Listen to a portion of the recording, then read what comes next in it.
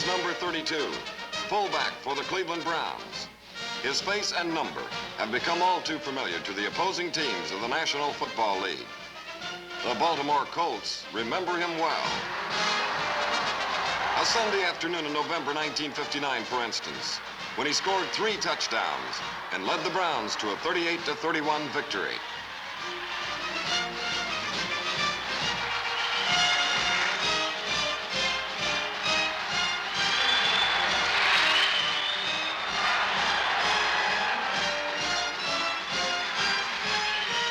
This is number 24, former shortstop for the Pittsburgh Pirates. His competitive spirit and athletic ability are well known to the opposing teams of the National League. On a Friday the 13th in 1960, number 24 went 6 for 6 to lead his team to victory and eventually to the National League pennant.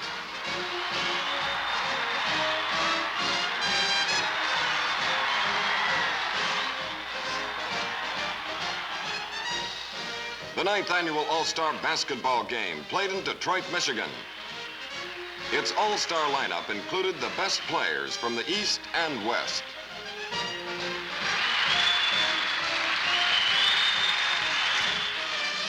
This is number 23 of the West team. His sparkling play helped the West to an upset victory.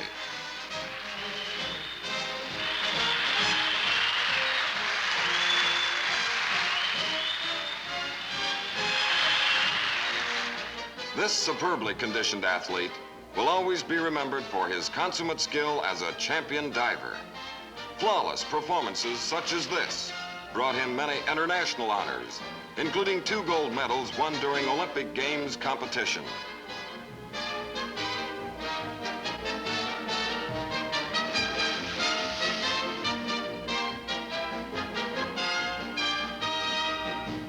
This young athlete was the pole vaulting sensation of the 1961 indoor track season. His determination and potential greatness augur well for this country in future athletic competition. Many of the athletes you have just seen, and many more that you are about to see, have something in common. They all have been or are part of another great team, the United States Army. They are but a small part of the Army's All-Americans, the subject of this big picture.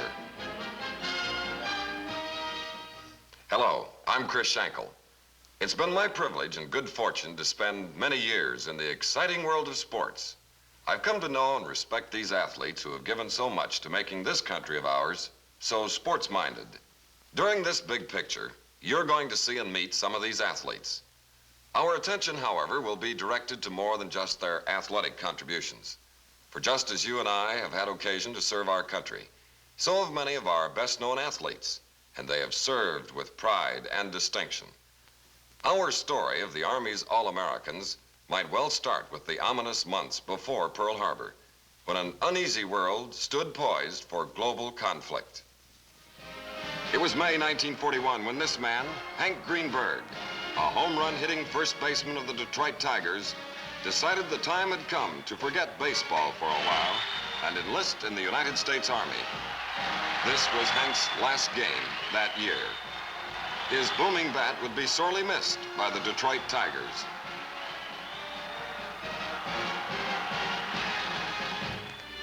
After that game, Hank said his goodbyes to the press, Tiger manager Del Baker, and the Tiger fans. Tomorrow he would be Private Hank Greenberg, United States Army. His induction ceremony made it official. While the uniform was of a different cut, Hank Greenberg was now a member of another team, much larger, but still a team.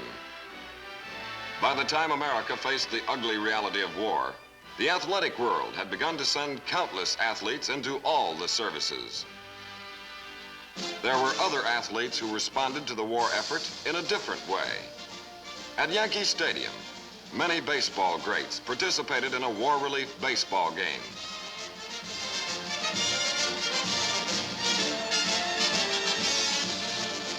The huge crowd enjoyed every minute, including servicemen, among whom were Hank Greenberg.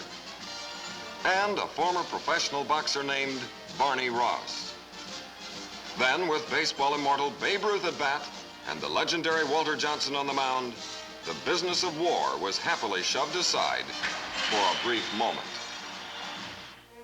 Another athlete who donned an Army uniform was heavyweight champion Joe Louis, who as a sergeant here, toured the European theater of operations during World War II.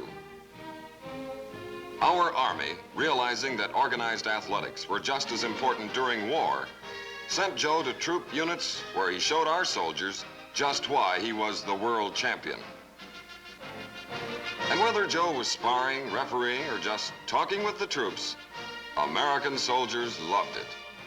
To them, he was still the Joe Louis who symbolized the sport of professional boxing.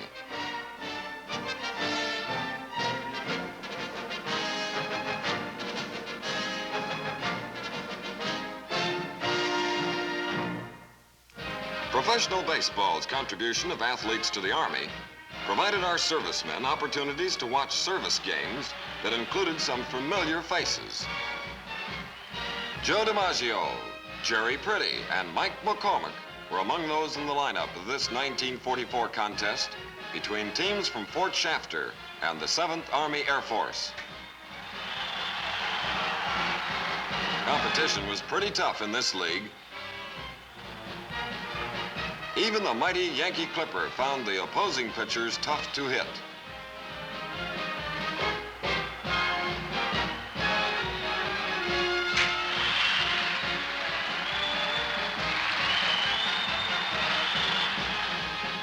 After the end of World War II, our nation was busy returning to peaceful pursuits and anxious to forget the memories resulting from 3.5 years of bitter war. But world peace was again shattered in the summer of 1950, and Americans faced a new threat in a place called Korea. Once again, American soldiers were needed, and so too athletes found themselves in the familiar efforts of making whatever contributions they were asked to make. The United States Army had learned during World War II that the American soldier took his interest in sports with him. Among the great boosters to his morale were the personal tours such as this one. It was November 1950. The place? Korea. The arrival of Joe DiMaggio and Lefty O'Doul provided a welcome relief to American soldiers who were a long way from home.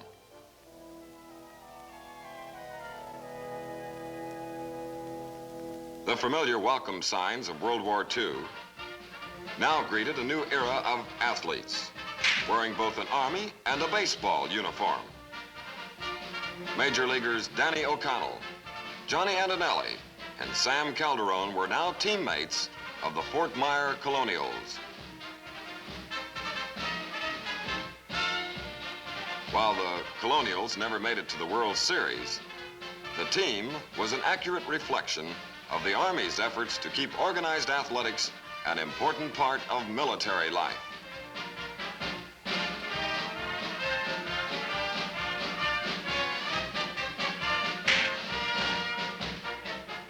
Wherever our soldiers were stationed, the Army operated sports clinics and obtained the professional talents of sports figures such as Cookie Lavagetto. Fundamentals of the game were emphasized to increase individual physical skill. And when the teacher is someone like Chuck Dressen, you know that the level of instruction is the best. This baseball clinic at Camp Stoneham brought together two of the game's finest strategists and spokesmen, Dressen and Lavagetto. Among the many young men entering the United States Army during the Korean War was an athlete who would have been quite at home at any sports clinic. His name, Dick Grote. Prior to entering the Army, Dick had distinguished himself at Duke University, gaining All-American honors in both baseball and basketball.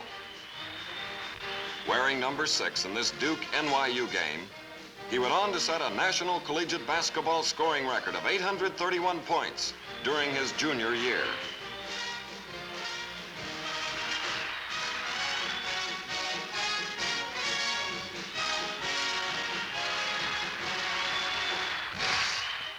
After serving in the Army, Dick Grote returned to baseball. In 1960, the Pittsburgh Pirates won the National League pennant, and Dick Groat spearheaded that successful effort. His hustle, team spirit, and sparkling play made him that year's most valuable player in the National League.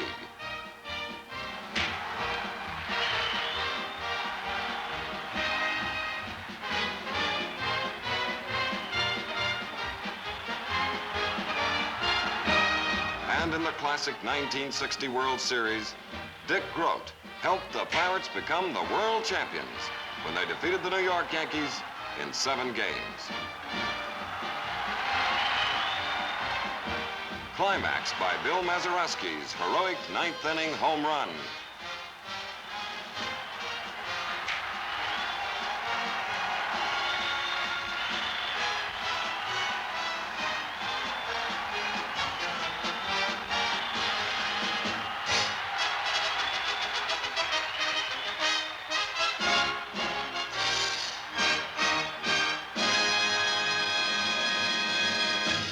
Now let's go to Forbes Field in Pittsburgh to meet this former soldier and former shortstop for the Pittsburgh Pirates. The Army sports program, whether it be baseball, basketball, football, track, or any of the others, is established with the idea of contributing to the physical fitness of the soldier, both for the good of the Army and for the individual as well. Parents of young men in uniform need not worry that their sons will be exposed to substandard athletic programs or equipment.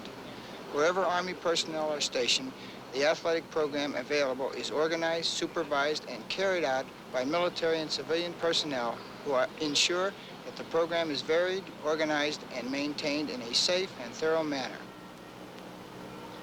At a time when our nation is being urged to rediscover physical fitness and work at it, I am happy to add my voice to the others in this film and say that physical fitness is not only for professional athletes, but for everyone.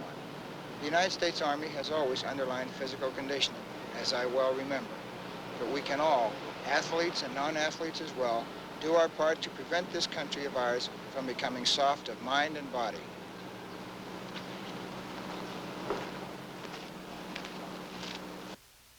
Dick Groat is only one of the many athletes from the world of sports who has worn the uniform of the United States Army.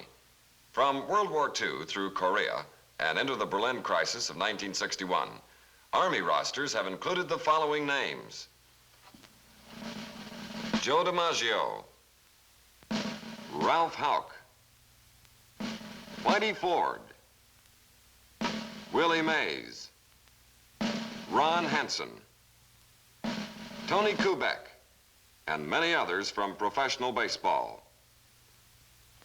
From the National and American Football Leagues, Paul Hornung and Larry Grantham, to name just a few. From professional basketball, Elgin Baylor, who you saw earlier in this show. Amateur track and field athletes included Bill Nieder, Ira Murchison, and Don Bragg. And national and Olympic diving champion, a former major in the United States Army, Sammy Lee.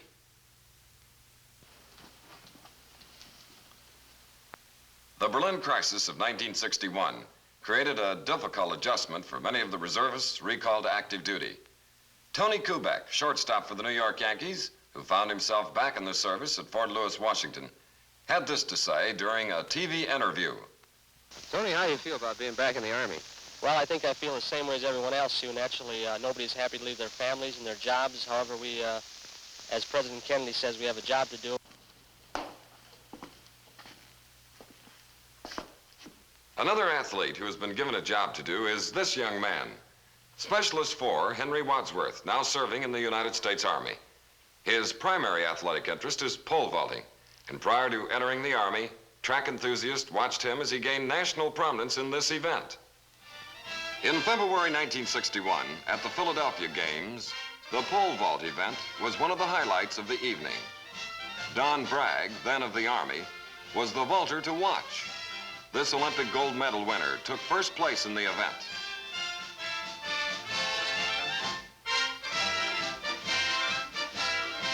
Henry Wadsworth placed third. Henry entered the United States Army after a sensational 1961 season, during which he finished second in the indoor championships and third in the outdoor championships. Henry has found that the Army places great emphasis on physical conditioning. This established part of Army training serves not only the individual, but the overall mission of the Army as well.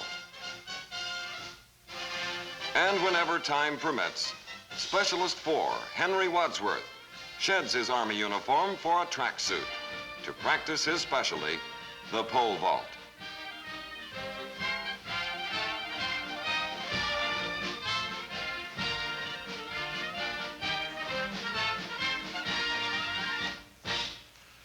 When I entered the Army in 1961, I didn't realize how much the Army did to promote competitive sports and encourage individual participation in organized athletics.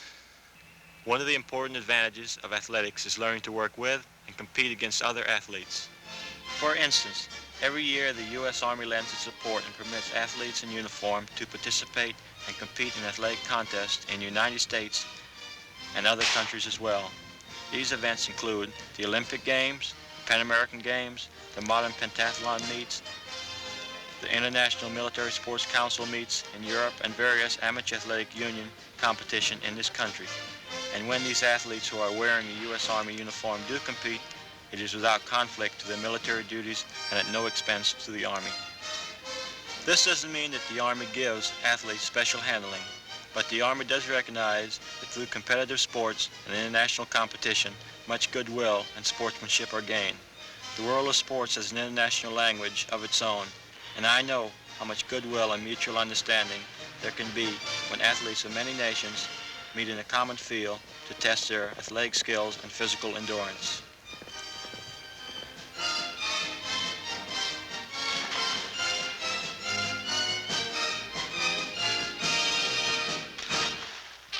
The Wadsworth story has been repeated many times in the past. At the Los Angeles Coliseum, site of the 1956 Olympic trials, 35,000 people looked on as the 100-meter finals turned into a spirited duel between Bobby Morrow of Abilene Christian and Ira Murchison of the United States Army.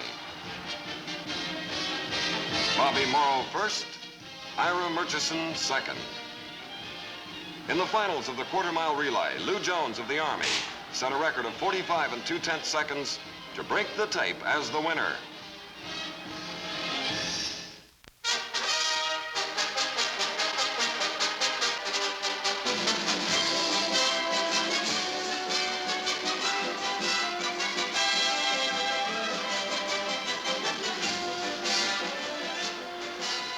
The 800-meter or half-mile finals, two Army representatives, Arnie Sewell and Tom Courtney, thrilled the large crowd to its feet.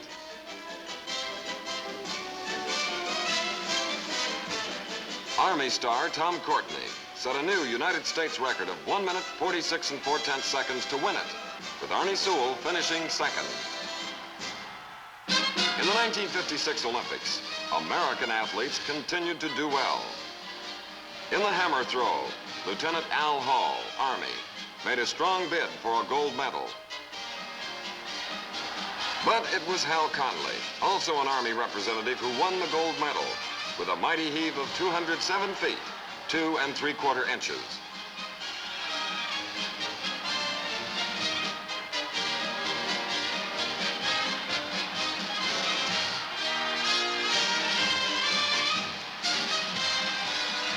In the shot put, it was a duel between the United States Air Force and the Army. Harry O'Brien of the Air Force won the event with a distance of 60 feet, 11 inches. Bill Needer of the Army finished second. The Olympic basketball finals between the United States and the Soviet Union.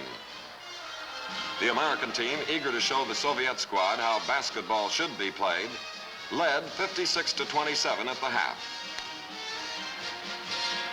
The second half provided more of the same as the Americans stymied the Russian